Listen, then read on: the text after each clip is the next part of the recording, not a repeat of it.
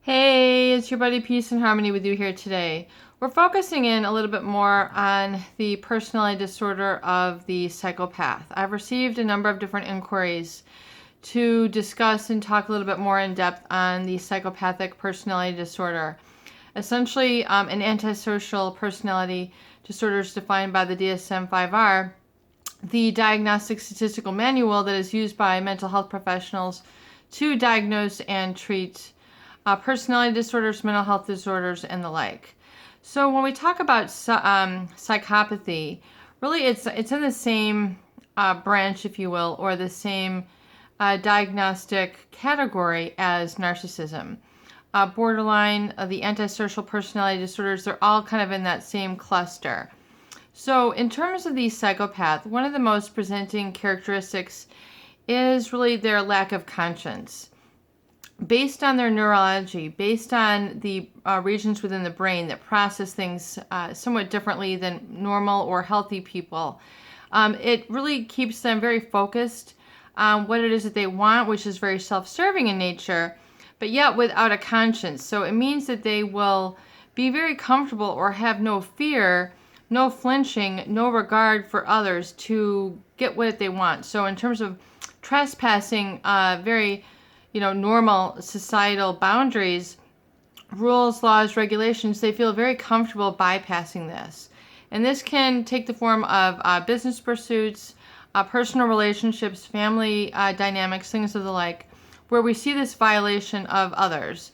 And I want to focus in really on the deceptiveness and the deceit that really presents and really portends a lot of the mask, and I think a lot of the betrayal and the fraudulent activity of the psychopath, where they very much feel like they're fraudulent. So the mask that they wear, the projection of the relationship with which they present to the person who they're targeting is very different, or oftentimes contrasting to the individual who they really are underneath the surface. So this deceit, this cunningness, this manipulation is seen in emotional manipulation, physical manipulation, things of that nature. But I want to really focus in on how they really depersonalize and gaslight others, where they become basically responsible for you. It's very important here, and I know it's very complex and difficult, but if you can understand the idealization phase, where they have essentially created a traumatic bond within this individual, where in essence, they have violated their boundaries, or they have begun the relationship in a very either important or significant relationship by birthright, like a mother or a parent figure, or even a sibling or influential aunt. So by birthright, they have a natural authority, or in the love bombing phase, the idealization phase, they create this very sort of cocoon relationship with this individual, where it feels like they drop everything, and they're creating this mask and this persona that is designed to make you feel like you've just fallen like deeply and rapidly in love with this individual. In other words, they'll kind of suss you out and find out what your emptiness is, what your need. If you're kind of down and shuffling around, and they feel that they might target you because you could need a relationship, they'll say, hey, this person, this guy or this gal needs to pick up their head, they need a companion. So they'll literally pull you out, or target you, identify you, single you out, and then begin to fill your mind with certain feelings and emotions with which you are craving. So if you're very focused, they might just misdirect your attention. They might just say, oh my gosh, look at the waves, and feel the repetition of the waves and the rhythm and the motion, and doesn't that make you feel, they'll say these little subtle things, and they'll just say things out of nowhere, which is their word salad. Psychopaths will oftentimes mumble things under their breath, or things that seem kind of make you stop in your tracks and go, what are you talking about? Or, makes you want to drop everything you're doing and hear more with what they have to say, even though it would not be in your best interest. Yet they have this fascination, and oftentimes it's coupled with a sexual magnetism. So they, they seem to emanate this very sort of radiance about them, which is very charming. And what you're feeling is this really lack of fear. The psychopath also does not really exhibit or experience a wide range of emotions, including love, attachment, and bonding. They're very much into dominating and control. So they don't have a conscience. So based on the physiological wiring, they're not thinking about, stopping at natural places where, someone would not do something, where they would not say something, where they would not cross that line. It's a, universally recognized boundary, or societal norm or rule, or what's the word I'm looking for? An etiquette, certain things that are just would be considered rude, mean, disrespectful, taking advantage of somebody, which is really based within them as a sort of contempt. So the psychopath has a real sort of pathological envy and jealousy of others who have what they want. So those are the type of people who they're going to pursue. They're going to target those individuals who have the qualities, position, connections, good heart, some sort of quality or something that they have about them, their money, their status, their talent. So they're going to try to identify with those people who have something that they want and are very parasitic in this nature.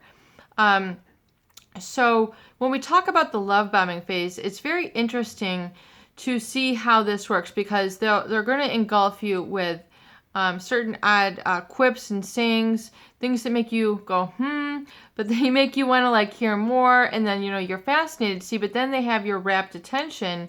And it's then when you begin to lower your boundaries, perhaps they'll say something that is, causes you to have a lot of empathy or feeling for them. They might give you a sob story, and then, you kind of want to hear more about it.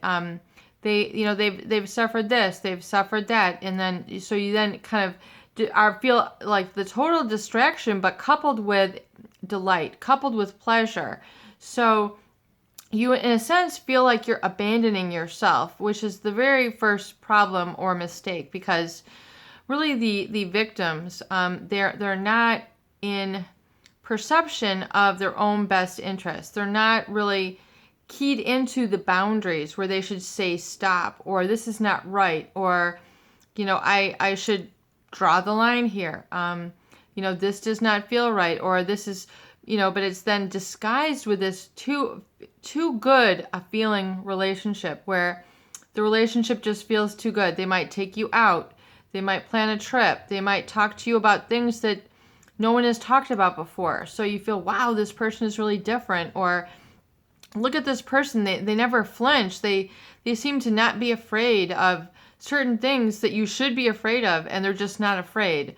Or certain things they call emotional pain. They feel no emotional pain. And so people then sense this, and even though it's kind of underneath the surface, even though it's, not conscious, people tend to become very fascinated, because here's this individual who is not experiencing pain. They have a very high threshold of pain, or they have a lot of energy, where normally people would want to stop, or they, naturally they would just run out of steam, and this person just keeps going.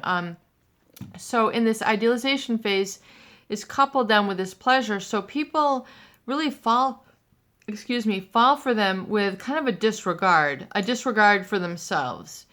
And so they then interpret the relationship as being really the answer to what they've been looking for, because the psychopath has a way to kind of fit themselves into your specific void. So they connect to you almost like a puzzle, where all of a sudden you feel whole. They're mirroring back to you all these great things that you haven't thought about or fantasized about. And then it becomes this very fantasy relationship. So I think fantasy is a good term, because you all of a sudden then get addicted to this dopamine rush, where they, become very pleasurable. They say these fascinating things.